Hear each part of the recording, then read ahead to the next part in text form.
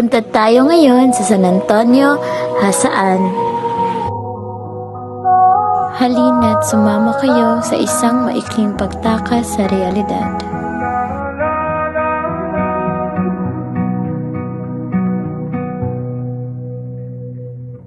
Napakaganda ng Laalan Cafe dahil konektado talaga ang kanilang pangalan sa kanilang scenery.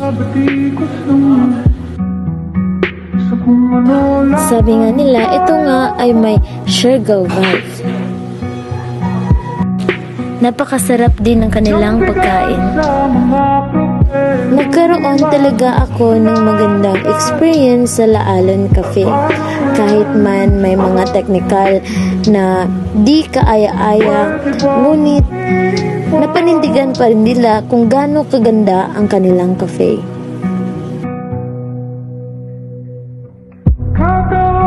Ako talaga ay isang fan ng mga ganitong cafe.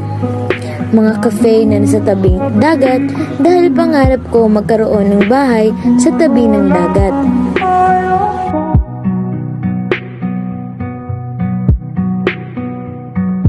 Yang bigat sa mga problemang di masolusyonan agad.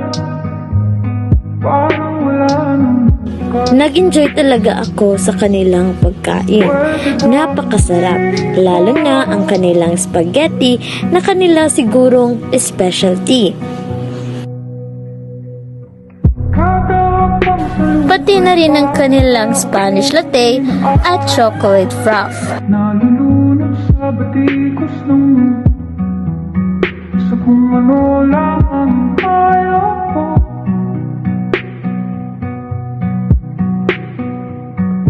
Yang bigat sa mga problema. Talagang babalik-balikan ko ang Laalan Cafe dahil sa kanyang kagandahan.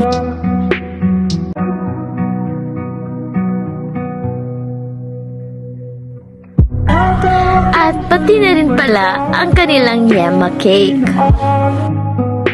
Nalulunod sa batikos ng Talagang napakasarap nito. Kaya sa susunod na pagbabalik ko sa Laalan Cafe ay talagang tig-iisa na kami. yang bigat sa mga problemang di masolusyonan agad. May nangyari mang hindi kanais-nais sa pagtungo namin doon sa Laalan Cafe, ngunit talagang pinakita nila kung gaano nila hindi sinasadya ang pangyayaring iyon. At isa pa, napakasarap ng kanilang pagkain, napakaganda ng kanilang Yang bigat cafe, kaya baliwala na rin iyon sa akin. Dahil dyan ay babalik-balikan talaga kita.